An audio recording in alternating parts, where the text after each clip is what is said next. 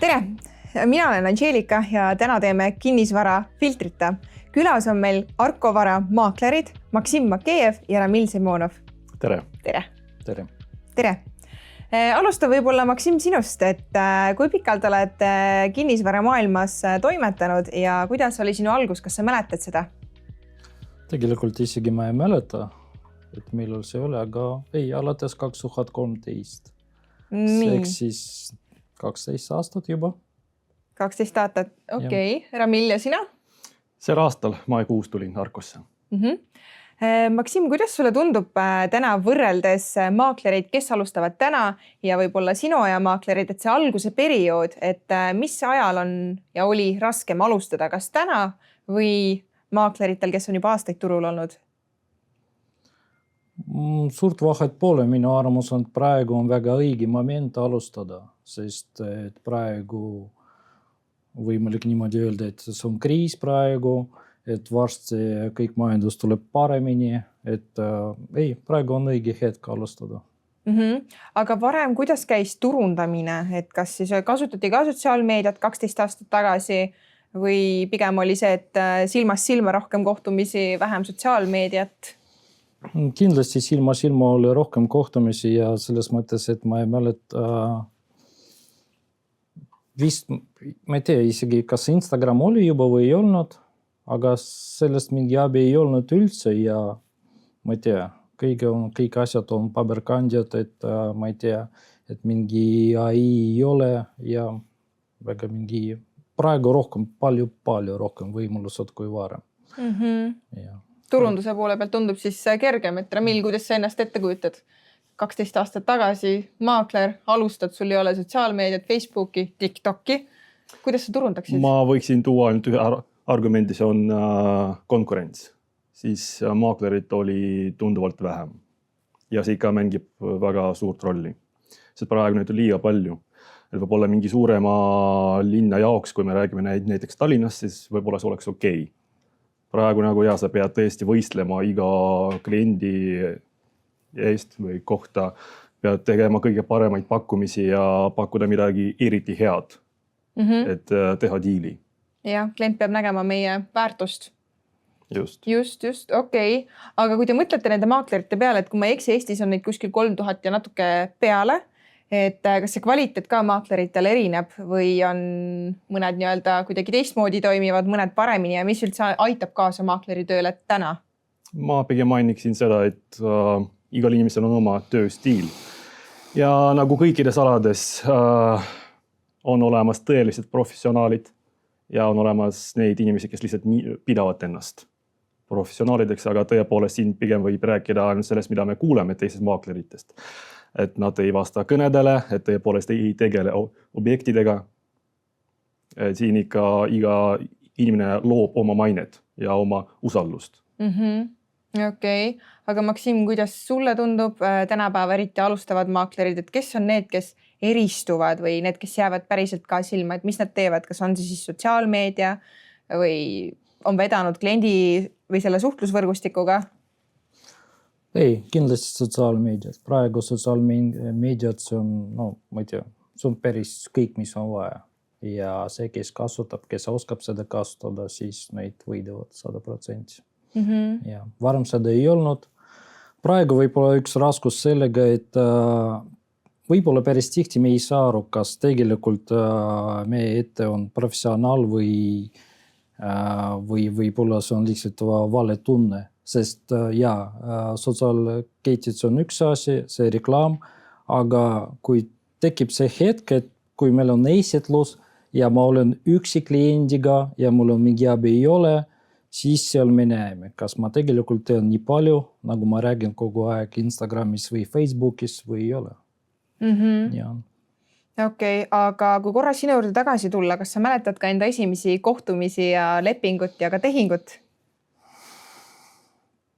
Ja ma mäletan minu esimene objekt ja tehing, see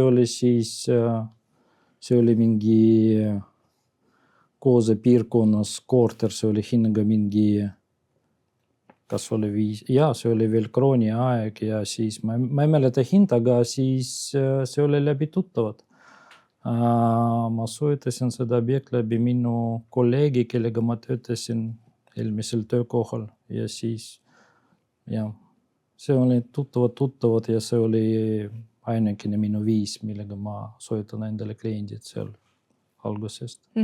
Aga mis sind selle töö juures kõige rohkem köitis, kas kinnisvara suhtlus inimestega või midagi muud või lihtsalt mõtlesid, et proovime? Ma ei tea, terve elu mina oli müügikonsultant ja see suhtlemine inimestega oli, see on see, mis mulle meeldib. Ja see on sama töö. Me oleme vahendajad. Me oleme see, kes on müüja ja ostja vahepeal.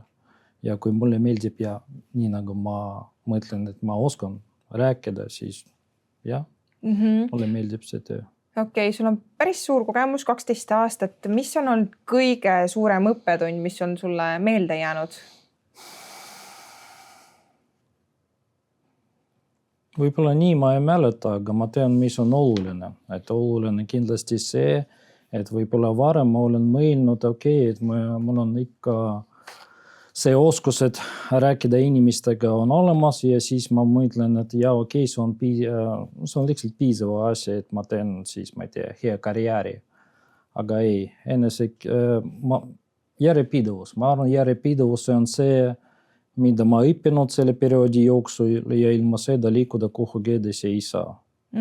Vahet pole, kui talentne maakler, ta oskab rääkida, aga kui järjepidevus ei ole, siis Ehk kui me võtame näiteks ühele graafikale motivatsiooni, strateegilise järjepidevuse, siis see motivatsioon võib olla siuke, et kõikuv, et teen ei tee, aga kui strateegiliselt läheneda, siis tuleb ka edu ja kõik muu, mida sa soovid. Jah, täpselt nii. Kas sa oled, Ramil, sellega nõus, et strateegiline lähenemine on täna tähtsam kui puhtalt motivatsioon ja esialgne võib olla selline kirg ja tunnetus? Täiesti nõus, sest motivatsioon ja nagu kirg, see on lihtsalt emotsioonid, mis alati kõiguvad. Nagu, ma ei tea, iga päev sa võid ärgata, sul on üks tuju, siis juba päeva lõpus see on juba teine tuju. Aga kui sa paned endale mingi eesmärki ja lihtsalt liigud selle suunas ja nagu lööd maha kõik takistused, mis võivad sinu teekonnal tekkida, siis sul on rohkem tõenäosust, et sa saavutad edu. Ja, nõus, nii see on tõesti. Aga Maksim, korra põrgatan sulle ka sellise teema, et 10 aasta jooksul näiteks, mis on maakleri töös kõige rohkem muutunud? Et kas ongi see turunduspool või on midagi veel vahepeal toimunud, mis on kardinaalselt? See on kõige põnevam küsimus. See on kõige raske küsimus tegelikult.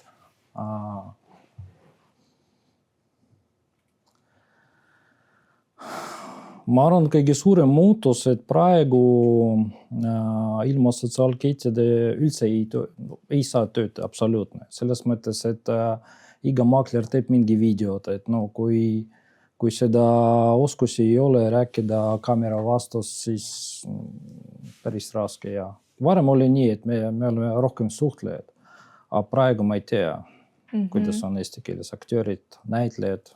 Ja võib-olla see. Mul tulebki meelde üks lugu, mul oli kohtumine kliendiga ja siis ta vist ütles päris õigesti, et maakleri töö ajalooliselt muutnud ei ole, et lihtsalt tulid uued tööriistad. Ja sotsmeedia võib olla nagu kõige nüüd tähtsam, sest seal sa võid tasuta turundada kõike, teha enesebrändingu, sa võid turundada objekte, mis nagu siis lihtsustab nii ostja leidmist kui ka oma põhiklienti leidmist. Ja, aga Maksim, kuidas sul tunne on selle sotsiaalmeediaga? Kas sa oled juba alustanud sotsiaalmeedia turundusega, eneseturundusega, enesebrändinguga? Mis plaanid sul on selles osas? Alustanud. Päris tugevalt. Kiidan. Minu jaoks see, mida ma näen enda pooles, on kindlasti nõrk töö praegu ja ma pean siin rohkem pingutama. See ei ole nii lihtne. Et mul on olemas erinevad oskusi, aga mingi enesereklaam läbi sotsiaalketid ja kõik see videod, see on praegu veel, see on raske teema minu jaoks. Aga kolleegid, noored kolleegid, ma ei tea, Ramil, neid aitavad kogu aeg ja siis me loodame selle aasta jooksul me teeme rohkem kui varem. tundub, et siin on hea match, et kui noorema põlvkonna maakler, kellel on nii-öelda digiturundus, Instagrami teadmised ja vanem maakler, kellel on kõik need juriidilised oskused, kogemuslood, et kui see kokku panna, siis tuleb midagi võimsat ja põnevat. Teha koostööd, kogemus ja noored võimalused. Noored võimalused, just. Ja, aga võib-olla sihuke aus küsimus ka, et tänapäeval on hästi populaarsed erinevad TikToki videod, siuksed nagu rohkem sketšvideod, tantsulised, laululised, et kas sa oled valmis ka neid tulevikus tegema või sa eelistad rohkem informatiivset poolt või oled valmis seal tantsima ja möllu tegema ja sketši? Iga aasta ma räägin endale niimoodi, ja järgmises aastat kindlasti ma alustan ja siis praegu on juba 2026 ja ma räägin samamoodi ja on vaja seda alustada kindlasti. Aga siiamaani mul on TikToki ei ole. Ma ei tea, võib-olla siin efiiris ma luban, et ja ma teen seda selle aasta jooksul. Armsad kuulajad, kes te kõik kuulete praegu meie podcasti. Arko Vara, vanem maakler Maksim Makeev lubab sellel aastal teha enda sotsiaalmeedia väga aktiivseks Instagramis ja TikTokis. Nii et pane follow, like ja selle podcasti alla lisame ka lingi tema sotsiaalmeediale. Täname toetuse eest. Salvestatud. Okei, aga siis hakkame sinu sisu ootama. Ramil aitab kaasa. Meil juba ka praegu käib selles mõttes päris tõhus koostöö, ainult et kui lisada nüüd see, et Maksim hakkab tegema tööd sotsiaalmeedia suunas, siis ma arvan, see paugutab päris korralikult, sest praegu ta annab mulle väga palju praktilisi teadmisi, kogemust. Et võiks nüüd seda kuidagi konverteerida edasi. Okei, aga Ramil, mis on sul olnud kõige raskem alustava maaklerina? Et see digiturunduse pool on sul selge, oskad teha, mõtted jooksevad, aga juriidiline pool ja rohkem kinnisvaramaailmasse sukeldumine, et mis siin kõige raskem on? Vihjede leidmine, sest see kõik digimaailm, see on nii lihtne, sest arvutit oskavad, ma arvan, juba kõik. Et luua sisu, see on pigem selline loominguline tegevus. Ja juriidiline osa, see on selline asi, mis sa pead lihtsalt õppida pähe. Ja seal on palju nüansse, mida sa pead uurima, et rohkem nagu sinna süvenema. Aga just see vihjede otsimine, see on praegu kõige raskem ja nagu ma juba mainisin, et konkurents on ka väga suur. Et sa pead tõesti tegema ahvatlevaid pakkumisi. Ja ma arvan, seda võid kinnitada ka teised noored maaklerid. Sest mitte nagu keegi neid nii lihtsasti ei saa. Sa pead tõesti võistlema. Aga Maksim, sulle otse ja aus selline küsimus. Kujuta ette korraks, et sa oled klient, sa ei ole maakler. Sa paned enda korteri müüki ja valid endale maaklerit. Kui sa valiksid noorema maakleri, vanem maakleri asemel, siis mis oleks see nii-öelda otsustav asi? Kas sa vaataksid korrada sotsiaalmeedia, kui ta aktiivne on või lihtsalt nii-öelda sisetunnetuse järgi või mis see väärtus oleks, mis sind köidaks ja mis paneks su lepingule allkirja panema? Isegi kas sul oleks hirm valida noorem maaklerit? Jah, või kui palju usaldust sul oleks võib-olla noorem maakleri vastu, et see sõna noorem maakler või lihtsalt maakler versus vanem maakler? Kindlasti, et peaks tekkima mingi tunne, et see on õige inimene, aga muidu enesekindlus. Enesekindlus on see, mis on oluline ja kui ma näen, seda on olemas minu tuleviku maaklerile, et siis ma võin proovida temaga töötada. Enesekindlus minu jaoks on esikoht ja mis on vaja üldse. Ja näiteks mulle nagu maaklerile ka enesekindlus, kui ilma seda lihtsalt ei saa kindlasti. Ja, aga sulle, kas oleks ka enesekindlus see, mida sa märkaksid või midagi muud? Enesekindlus teadmist, aga kindlasti see on usaldus. Ma arvan, usaldus mängib meie töös väga suurt rolli. Sest mul näiteks oli juba vist 2 klienti sellist, kellega ma olen võtnud ühendust. Alguses see jutt oli nagu päris selline pinguline, et nagu mis maakler, mida sa saad mulle pakkuda, et kui palju raha sa küsid. Siis kui kuidagi seal sujuvalt läheme sinna, et meil tuleb kohtumine, räägime kõike läbi, siis meil hakkab koostöö, siis nagu meie need suhted lähevad nii heaks, et inimene siis juba mõtleb, et kuule, mul on siin mingi tuttav, ma võin teda siin soovitada talle. et see on pigem nagu selline suhete ehitamine. Aga kui selline vastulöök tuleb, kus klient loobub või näiteks teed külma kõne, klient ütleb, sa oled 30. maakler nägemist, et kuidas selle motivatsiooniga toimida ja kas sul on olnud ka hetki, kus sa mõtled, et kõik, ma annan alla? Ei olnud sellise hetki, ei olnud üldse. Aga kas sul on olnud hetki, kus sa oled 12 aasta jooksul mõtlenud, et ma lõpetan, ma lähen kuskile teise töökohta? Maakleri ametist täiesti välja? Ja võib-olla alguses ma mäletan oli päris raske periood, mingi teine või 3. aasta oli. Sest alguses kõik on lihtne. Meie esimene eesmärk siis on kätte saada seda status nagu maakler, mitte noormaakler. Ja siis sellega me pingutame, ma ei tea, see võtab, päris tihti see võtab 6 kuud kuni 1 aasta. Ja siis kui on kätte saadud, siis ma mõtlen, okei, super, ja nüüd ma olen maakler ja siis kõik raskused just tekivad peale seda. Ja siis me proovime otsida järgmine siht, okei, mis siis, ma olen juba maakler, ikka töö on vähe, on vaja midagi muuta, kõik võib-olla teine ja 3. aasta on kõige raskem minu armus. Ja mul kindlasti oli see hetk ja kui ma mõelnud lihtsalt minna ära ja. Aga mis pani su ümber mõtlema? Et ikkagi see strateegiline lähenemine, et järjekindlus ma proovin bursin edasi või oli ikkagi midagi muud, mis su pani korraks ümber mõtlema, et ma ei tee seda sammu?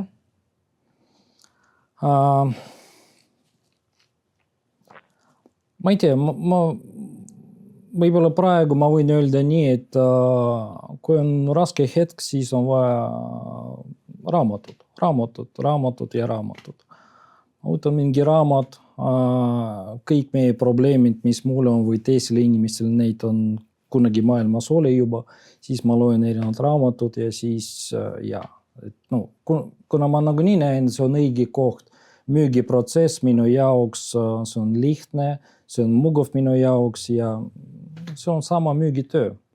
Ei, selles mõttes, et raamatud aitavad kindlasti ja. Aga peale raamatute abivahenditena, kas on veel midagi, mis võib-olla motiveerib, aitab maaklerit või kus üldse maakler saab areneda? Et kas ta lihtsalt võtabki mingid õpikud lahti, kinnisvarakooli omad või võtab ja haarab teadmisi vanemmaakleritelt või on midagi veel, mis aitab? No, vabandust, mina vastan. Et minu arvamus, et praegu on väga oluline mentori roll. Et kui kõrval on olemas mentor, kes võib sulle aidata, ma arvan, see on võib-olla päris oluline. Ma ei tea, kuidas Ramil mõtleb praegu. Ma tahtsin öelda ainult seda, et maakleri põhikool ongi praktika. Et seal sa saad nagu täiesti kõike, sest sa võid lugeda õpikuid, sa võid nagu proovida kuidagi ette valmistada ennast nendeks olukordadeks, mis võivad tulla ette. Aga reaalselt sa nagu saad neid põhiteadmisi siis, kui sa hakkad just nagu selles möllus osalema. Ja, nõus, ma võin tegelikult ka enda kogemusest lihtsalt puhtalt jagada, et kui ka mina Arkosse tulin maakleriks, eelnevalt olin ka müügitaustaga, siis ma tulin Arkosse, võib-olla Maksim mäletab suure kõhuga, beebiootel oli viimaseid kuid. Kirjutasin lepingule alla, veed tulid ära, läksin sünnitusmajja koos nende kinnisvara raamatutega, lugesin äkki kuskil 3-4 raamatut läbi ja mingi aja möödudes tulin kontorisse ja siis vaatasin ka, et see praktika on täiesti teistmoodi. Et puhtalt ainult teooria, et see ei aita. Et jah, see kindlasti aitab, toetab, aga ainult teooriast kindlasti ei aita. Et selles töös on, ma arvan, see hästi tähtis jah, et ma ei tea, mis siin hea näide on. Õppida piloodiks, istuda lennukisse ja teha õpik lahti alles seal õhus, et siin samamoodi, et siin muud moodi vist tõesti ei saa. Aga mis on kõige väljakutsuvam täna? Maksimile, ma arvan, et vist digiturundus, sotsiaalmeedia, aga nüüd me andsime ka lubaduse, et hakkame möllu panema. Selles mõttes see kindlasti aitab ja ma väga loodan, et lihtsalt otse Ramil aitab mulle sellega ka. Luban ka. Salvestatus. Ei, selles mõttes, et selle aasta jooksul on juba lubatud, me teeme seda asjad korda. Praktiliselt ja see tähendab seda, et ma nagu nii jagan kogu aeg oma kogemusi. aga siis siin on küsimus, kus ma seda jagan. Lihtsalt privaatne, kui me räägime Ramiliga või mingi noore maakleriga või lihtsalt kliendiga objektil. See on täpselt samamoodi lihtsalt kaamera ette ja rohkem inimesi seal taga. Ma proovin seda teha. Aga kes on tugev mentor, mis tema isikuomadused peaksid olema, millised nad peaksid olema, milline on hea ja tugev mentor ühele noorem maaklerile täna?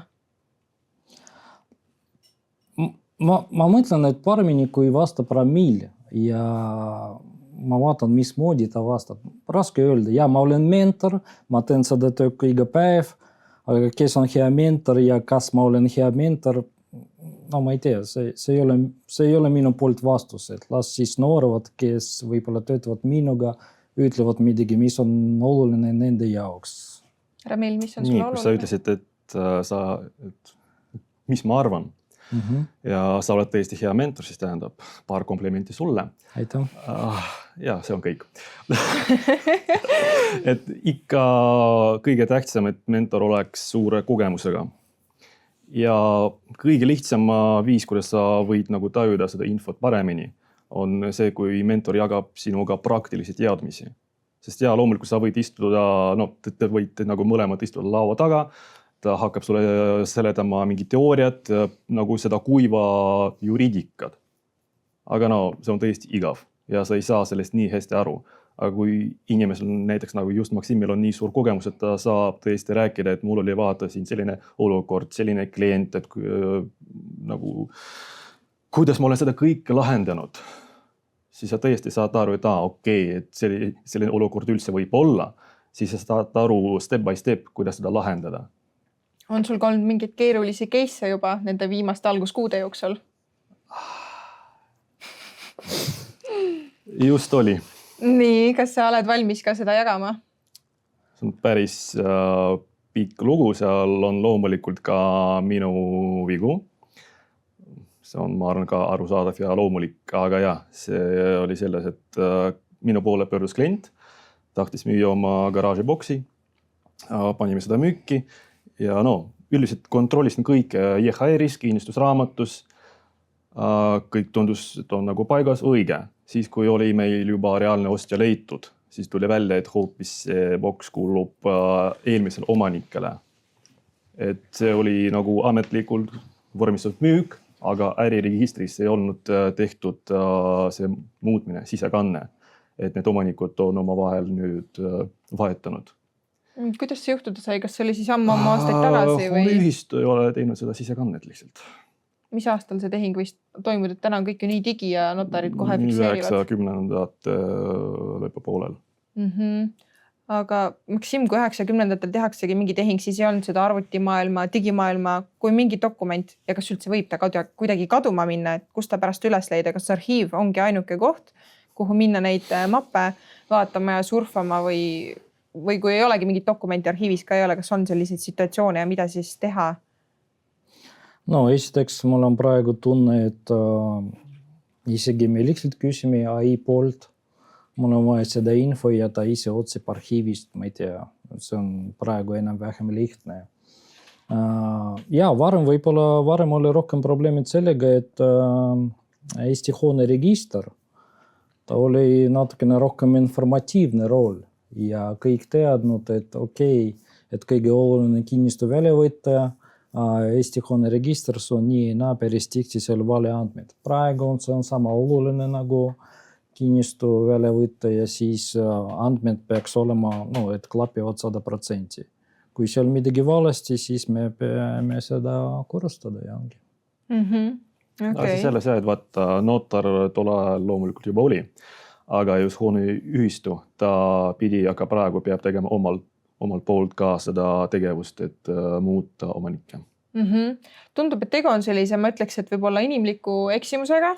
Ja, mida nüüd ma pidin lahendama, jooksma päris palju juristi juurde, et nagu kõiki neid nüanssi nüüd aru saada, et kuidas seda kõike teha korda. Aga oleme tänulikud klientidele kannatlikkuse eest, selles mõttes, et on valmis ootama, nad annavad meile väga hea kogemuse. Ja, kindlasti. Ja samas ka meie säästame vastu kliendi aega, tema ei pea jooksma, saab samal ajal oma tegevusi teha.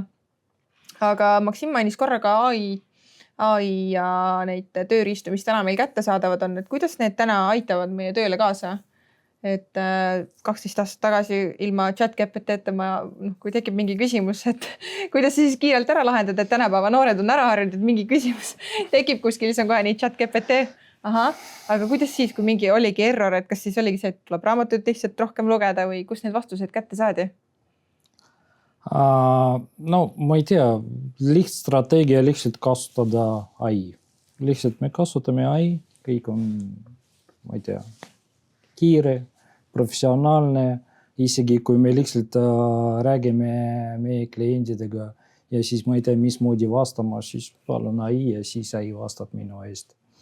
Aga jaa, see korrelatsioon, et minu teadmisi ja AI peaks olema ikkagi korras, et selles mõttes, kui tasakaalus, selles mõttes, et kui minu jaoks on lisainstrument, aga kui midagi ma võin tööta lihtsalt ilma seda ka. Mul on päris palju kogemusi, ma oskan rääkida ja kahjuks praegu, et päris tihti on nii, et kui ma räägin mingi inimestega ja ma näen kõik okei, ta on tark ja teeb palju, aga kui tuleb, ma ei tea, tekib mingi reaalne kohting, siis võib-olla on vastupidi. Ja selles mõttes see on väga super, kui AI on olemas, me peame võib-olla kõik seda kasutama, aga oma teadmisi peaks olema ka korralik. Ja kindlasti ei tohi unustada ka seda, et AI võib anda ka vahepeal valeid vastuseid. Faktivigu tuleb siis kontrollida. Aga kui palju kergendab AI nooremmaakleri tööd täna? Et kui mitu korda päevas sa chat-GPT-sse sisse astud? Minu chat-GPT just istub siin. Et põhimõtteliselt oleme kogu aeg kontoris, ega põhimõtteliselt avan seda väga harva. Aga nüüd siis, kui võib-olla kirjutan artikleid või tahan kuulutust luua, siis ta aitab loomulikult teksti teha paremaks. Aga jällegi siin on erinevus selles maakleri töös, mis meil praegu on, et mõned seda kasutavad 100%, mõned pigem ikka kasutavad, et korrigeerida seda, mis on juba tehtud sinu poolt. Et sa ei palu, et nagu ma ei tea, kirjuta mulle kogu teksti, vaid sa ikka kirjutad ise, aga ta natukene seda lihtsalt lihvib. Paremaks? Jah. Okei. Aga kui oletame täna, Maksim, sa peaksid nullist alustama, mida sa soovitaksid iseendale?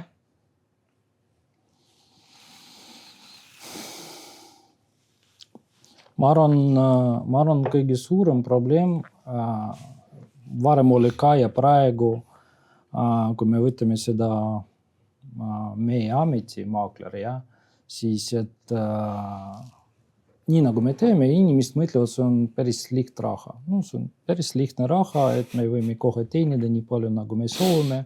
Ja kui maakler tuleb sama ideega, siis see ongi probleem. Ja. Sest on iga töö, see on päris raske töö. Ja selles mõttes, et me peame, et iga maakler peaks olema valmis töötama, ei tea, hommikust õhtuni.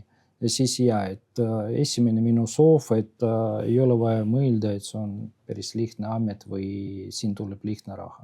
Ei ole nii absoluutne. Kes maaklerid on? Psühholoogid, turundajad, juristid? Ja, täpselt. Absoluutselt kõik kokku, et ei ole tõesti kerge. Okei, aga mida sa soovitaksid võib-olla maaklerile, kes täna alustab? Mulle? Jah, näiteks Ramillile. Võtame Ramilli, et ta nüüd on alustaja, et saada edukaks maakleriks, saada vanem maakleriks, 12 aasta pärast olla samamoodi nagu sina jätkuvalt maakler. Mida ta peaks tegema? Peale järjepidevuse, sotsiaalmeedia ja oma isikliku chat-GPT kasutamise? Ei, tegelikult võib-olla ainult 2 asi.